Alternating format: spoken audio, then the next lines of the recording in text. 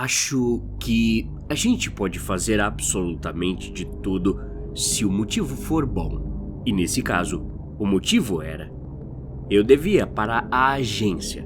Não eram agiotas de esquina que quebram joelhos, eram investidores do submundo que compravam futuros, e eles tinham comprado o meu. Em troca de um empréstimo, eu teria que dar a morte de alguém que amo como garantia. Se eu não pagasse, eles executariam a garantia. A garantia era Alice, minha irmãzinha. Sim, uma criança. Sei que você pode me achar um monstro, por que não escolhi minha avó ou alguém mais velho? Bom, para a agência, quanto mais nova a garantia, mais dinheiro posso pegar emprestado. E o momento em que me encontro é que não paguei minha dívida.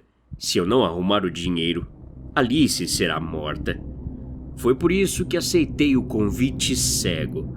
Um contato criptografado no Telegram, uma localização num bairro industrial abandonado e a promessa de limpar a dívida em uma única noite. O galpão não parecia uma casa mal assombrada de filme, parecia um abatedouro desativado. Paredes de concreto nu, manchas de óleo no chão e uma acústica que fazia qualquer passo soar como um tiro. No centro da sala principal, iluminado por uma luz branca e fria, estava o caixão. Não era de madeira nobre e envernizada. Era uma caixa bruta, feita de pranchas de pinho espessas, reforçada com cantoneiras de aço. Havia furos de ventilação minúsculos na base, mas a tampa estava selada com 3 correntes industriais e cadeados que pareciam ter saído de um cofre de banco. O Sr. Alistair não parecia um vampiro ou um bruxo, ele parecia um contador entediado, terno cinza, óculos sem aro, tablet na mão. Yuri, ele disse sem levantar os olhos da tela. Você está 7 minutos adiantado, gosto de pontualidade.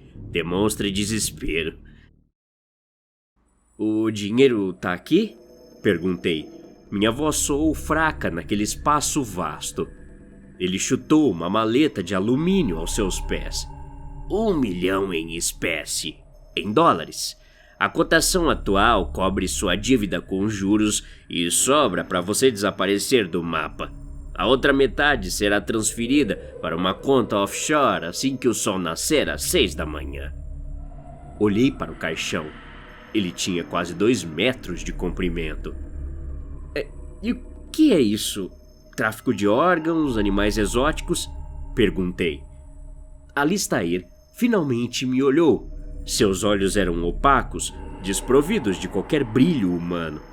É um experimento de contenção comportamental. O que está aí dentro é volátil. É um espécime que se alimenta de manipulação. Ele não vai tentar te matar fisicamente. Ele vai tentar te quebrar usando sua própria mente.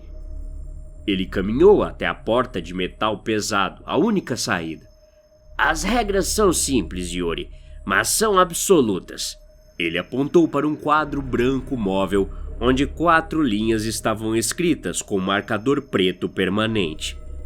1. Mantenha a distância física de 1 metro do caixão, a menos que precise cumprir a orientação 4. 2. Jamais tente abrir os cadeados. A chave não está com você. 3. Não durma. A sala tem sensores de movimento ocular. 4. Se ouvir qualquer som vindo de dentro do caixão, batidas, gritos, choros, você deve bater na madeira com força bruta, imediatamente, para mostrar dominância. Senhor, uma pergunta. Dominância? Questionei. O ocupante desse caixão se acha superior. Ele tentará se comunicar, seduzir ou ameaçar. Quando você bate de volta, interrompe o ciclo de pensamento dele. Reafirma que quem está no controle é você, o carcereiro. Se você deixá-lo falar, se deixá-lo criar uma narrativa, ele vai te convencer a abrir o caixão. E se esse caixão abrir, Yuri, o que sair de lá vai fazer você implorar para ter a dívida de volta. Ele abriu a porta. O vento noturno entrou, trazendo o cheiro de chuva e fuligem. Ah, e um detalhe. Alistair parou. Ele lê microexpressões e linguagem corporal através das frestas do caixão. Mas o mais perigoso é que ele mimetiza. Ele rouba vozes de sua memória recente. Não acredite em nada que ouvir. Tá entendido, respondi. Boa sorte. A porta bateu. O som das travas eletrônicas engatando foi definitivo. Eram 10 da noite. As primeiras 2 horas foram um teste de resistência ao silêncio. A luz branca zumbia, um som elétrico constante que parecia perfurar meus tímpanos. Eu andava em círculos, mantendo a distância regulamentar do caixão. Minha mente estava em Alice. Eu a tinha deixado na casa da nossa tia, em segurança, mas a agência tinha olhos em todo lugar. Eu precisava desse dinheiro logo. Eu precisava pagar essa dívida e tirar ela do país. Imaginei o rosto dela, o sorriso torto que ela dava quando eu contava uma piada ruim. Usei essa imagem como âncora. À 00:45, algo no caixão falou. Não foi uma voz, foi um impacto surdo. Alguém se jogou contra a parede interna da madeira. O caixão pesado se deslocou alguns milímetros no chão de cimento, fazendo um som de arrasto áspero. Parei. Meu coração disparou, batendo contra as costelas como um prisioneiro. Lembrei da regra 4, dominância. Caminhei até o caixão. A madeira exalava um cheiro de serragem e algo azedo, como suor velho. Fechei a mão em punho e desferi um golpe violento na tampa. A dor subiu pelo meu braço, mas o som lá dentro cessou imediatamente. Funciona? Sussurrei, a adrenalina limpando o sono. Você, cala a boca aí dentro, falei alto. Voltei para o meu canto. Senti uma onda de poder. Eu estava no comando. Aquela coisa, seja lá o que fosse, respeitava a força. O silêncio durou 30 minutos. Então, ouvi o som que Alistair tinha previsto. A voz que imitava. Yuri? A voz era baixa, abafada pela madeira espessa, mas inconfundível. Era a voz da Alice. Um arrepio gélido percorreu minha nuca, eriçando cada pelo do meu corpo. Era perfeita, a cadência, a quebra leve no final da palavra. Yuri, está escuro. Fechei os olhos. Não é ela, é um truque. Alistair disse que ele rouba memórias. Você não é ela, falei alto, minha voz ecoando no galpão. Dentro da coisa, desgraçado. Por que você me prendeu? A voz choramingou. Dói, Yuri. Minhas pernas estão doendo. A raiva substituiu o medo. Aquela coisa estava usando a minha irmã, usando a única pessoa que eu amava para tentar me manipular. Cala a boca! Gritei. Corri até o caixão e soquei a tampa com as 2 mãos. Calado! Lá dentro, a coisa soltou um grito agudo, um grito de criança, tão realista que meus joelhos quase cederam. Para, por favor, o barulho machuca. Então para de falar, respondi ofegante. Se você falar com a voz dela de novo, eu vou chutar essa caixa até virar gravetos. O silêncio voltou, pesado e opressivo. Olhei para o relógio. 2:15 da madrugada. A madrugada se arrastou como uma doença. A coisa dentro do caixão mudava de tática. Às vezes, arranhava a madeira ritmicamente, como um animal cavando uma toca. Eu respondia com chutes na lateral. A cada resposta minha, a coisa parava. Era um diálogo de violência, ação e reação. Às 4 da madrugada, a exaustão começou a cobrar seu preço. A luz branca parecia queimar minhas retinas. Eu comecei a duvidar da minha sanidade. E se não fosse um monstro? E se fosse um rádio, um sistema de som embutido? Yuri? A voz voltou, Dessa vez não estava chorando, estava sussurrando, urgente. Lembra do dia na praia? Quando eu cortei o pé na concha, você me carregou nas costas até o quiosque. Eu congelei. Eu nunca tinha contado isso pra ninguém, nem pra agência, nem para Alistair. Como você sabe disso? Perguntei, aproximando-me do caixão. Sou eu, Yuri. O homem mau me pegou saindo da casa da tia. Ele disse que ia brincar de esconde-esconde com você. Ele disse que se eu fizesse barulho você morria. Mas eu preciso fazer xixi, Yuri. Eu estou com sede. A dúvida é um câncer. Ela começa pequena e devora tudo. Minha mão pairou sobre o primeiro cadeado. Era um mecanismo de segredo numérico.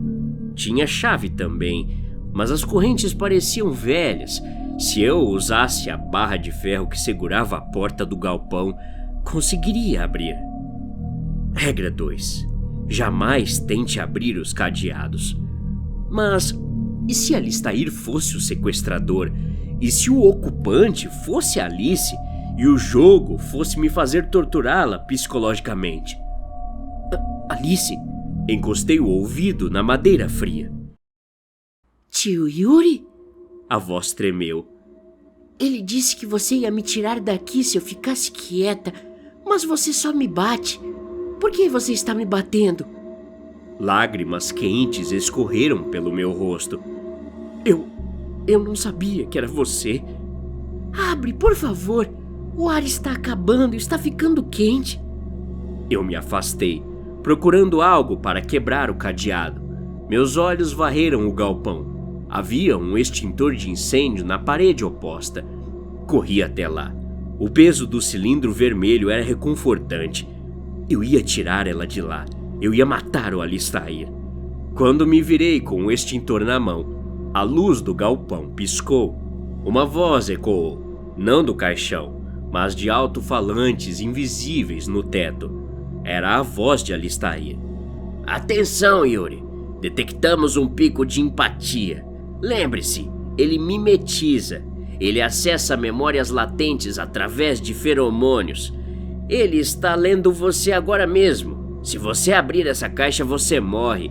E a Alice morre também. Parei no meio do caminho.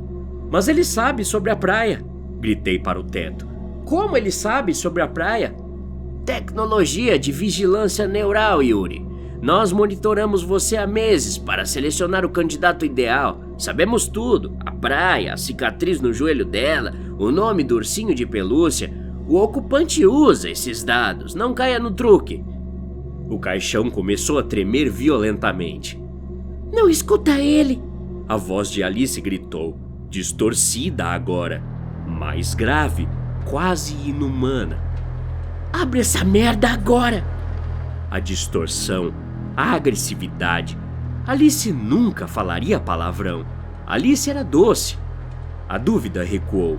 A lógica fria de Alistair fazia sentido. Eles me vigiavam. Claro que sabiam da praia, era tudo um teatro sádico. A coisa no caixão percebeu que perdeu a vantagem. O fingimento acabou. O caixão começou a pular no chão. Era força bruta, algo forte demais para ser uma menina de 12 anos. Mentiroso! Traidor! A coisa rugia com a voz da Alice, mas amplificada, monstruosa. A raiva voltou, dobrada pela vergonha de quase ter sido enganado. Caminhei até o caixão, larguei o extintor e peguei uma cadeira de metal que estava no canto. Regra 4. Comecei a bater. A cada grito que vinha de lá de dentro, eu batia com a cadeira na tampa. Eu batia com ódio, ódio da minha vida, ódio de Alistair, ódio daquela criatura por usar a voz dela. Cala a boca! Cala a boca! Bati até minhas mãos sangrarem, bati até a cadeira amassar, bati até que os gritos lá dentro viraram soluços, e os soluços viraram um chiado, e o chiado virou silêncio. Eram 5h50. Fiquei de pé, ofegante, o suor pingando do nariz, olhando para a madeira marcada pelos meus golpes. Eu consegui, sussurrei. 10 minutos de silêncio absoluto se seguiram. Nada mais se moveu lá dentro. Às 6 em ponto, as travas da porta estalaram. Alistair entrou, acompanhado por 2 seguranças de preto. Ele olhou para o caixão, depois para a cadeira amassada e finalmente para mim. Um sorriso fino, quase imperceptível, curvou seus lábios. Impressionante, Yuri. A maioria se ferra logo no começo. A criatura saber as coisas que você pensa e usar isso contra você costuma quebrar a psique de qualquer um. Ele parou, eu disse, largando a cadeira. Está quieto agora. Excelente. A contenção foi um sucesso. Um dos seguranças me entregou um envelope. A transferência foi feita. Você está livre. Peguei a maleta com o dinheiro físico. O peso era real.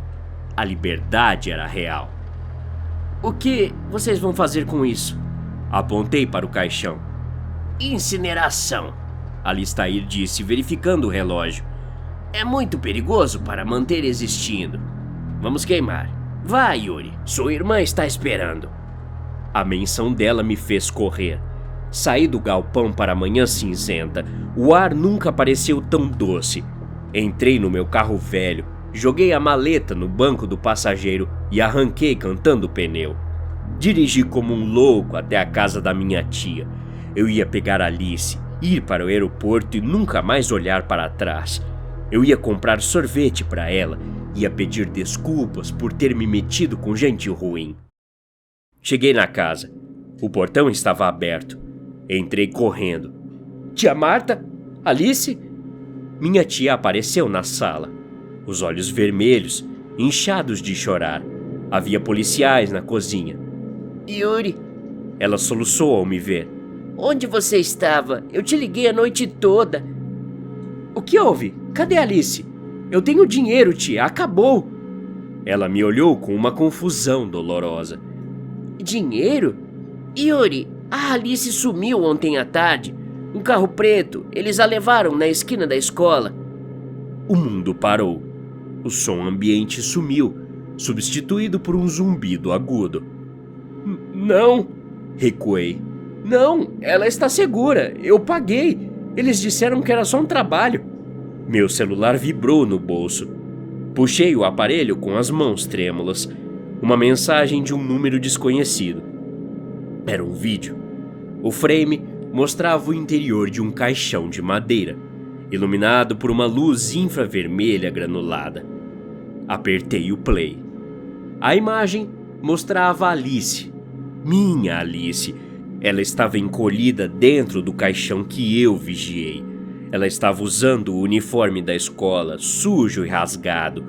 O vídeo tinha uma data e hora. Começava às 10 de ontem.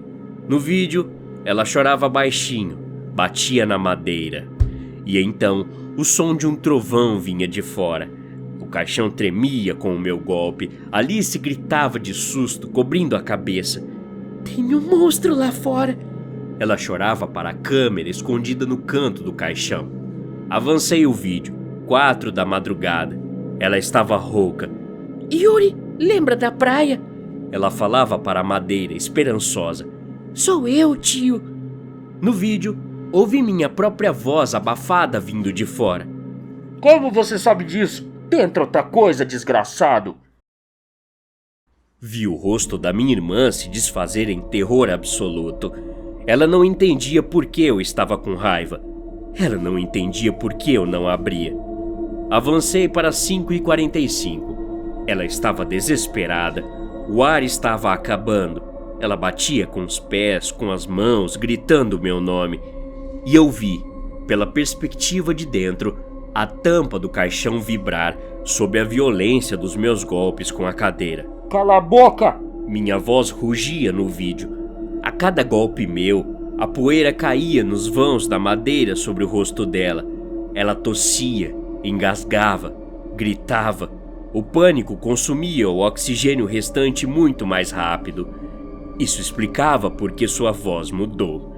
Ela tentou gritar uma última vez, mas não tinha ar.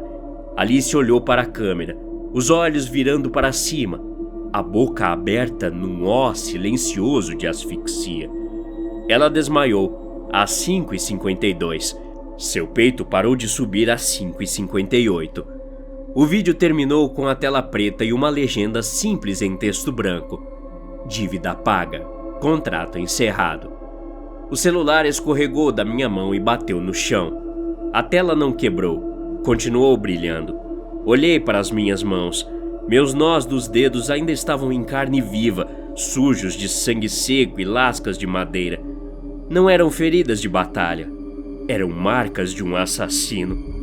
Na cozinha, a polícia perguntava à minha tia se ela tinha inimigos. Eu olhei para a porta da rua. A maleta com 1 milhão estava no carro. Eu podia fugir, eu tinha o dinheiro, eu estava livre. Mas então, o som veio da parede da sala. Era apenas um encanamento velho da casa dilatando com o calor da manhã. Eu sabia disso. A física explicava isso. Mas minhas mãos não sabiam. Meu corpo reagiu antes da minha mente. Um reflexo condicionado, gravado em 8 horas de trauma e repetição. Meus olhos se arregalaram. Minha respiração travou. Eu olhei para a parede. Eu precisava bater de volta. O silêncio era errado. O silêncio significava que ela estava pensando. O silêncio significava que eu estava perdendo o controle. Caminhei até a parede. Levantei o punho ensanguentado e bati. Dominância, sussurrei, enquanto as lágrimas escorriam e eu começava a rir. Uma risada quebrada, sem alegria, que subia pela minha garganta como vômito. Tia Marta gritou meu nome, mas eu não conseguia parar.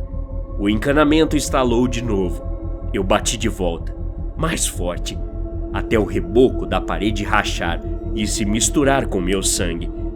Eu nunca vou parar de bater. É a única maneira de mantê-la quieta.